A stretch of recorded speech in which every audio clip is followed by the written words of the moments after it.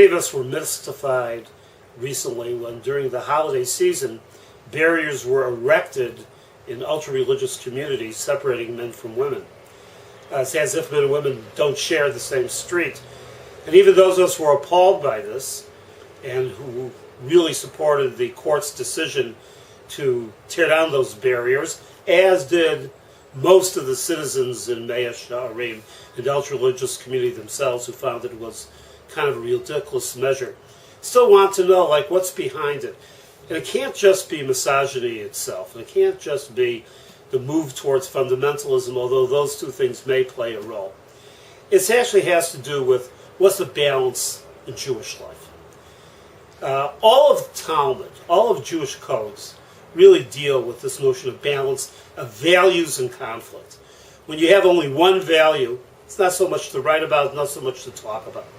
But most of the Talmud, most of moral life, is you have two values operating at the same time. And which gives way to the other? How do you juggle both of them?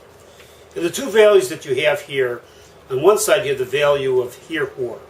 Hir-hor is something which is a little strange to the Western mind, and that's the notion of not having erotic thoughts.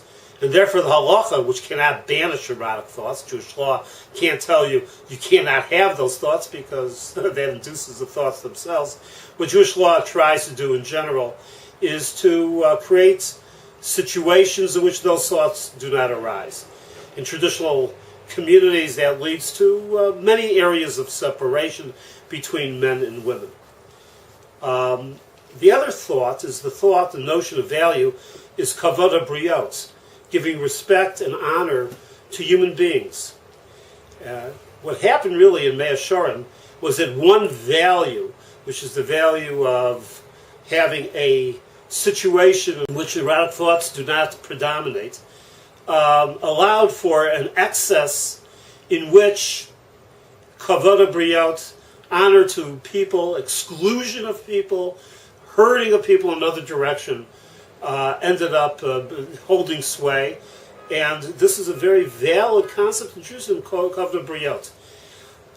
Now this all is strange, because for many of us, these two values are not necessarily ever fully expressed. But I'll give you an example.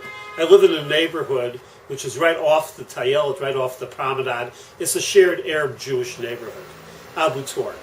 And recently, during the very hot month of end of August, I was standing by the promenade. A group of young Jewish teenagers were coming off. None of them, of the guys, were wearing their shirts. They all had taken off their shirts.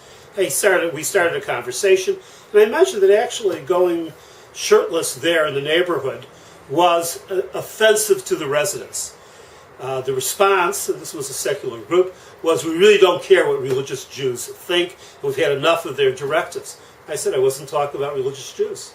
It's very offensive to the Arabs in the community. You will never find an Arab man in the Abu Tor community ever going shirtless. I haven't seen it once. And they looked around themselves, and shamefacedly, they immediately put their shirts back on.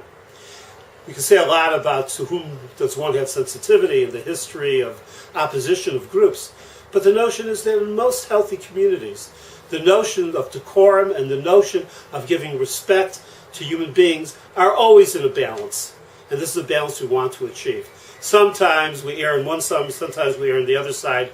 The purpose of a healthy halacha and healthy Jewish frame is to value oneself, to value the other, and to find a way in which we can live together. Thank you for joining us in Stender Thoughts.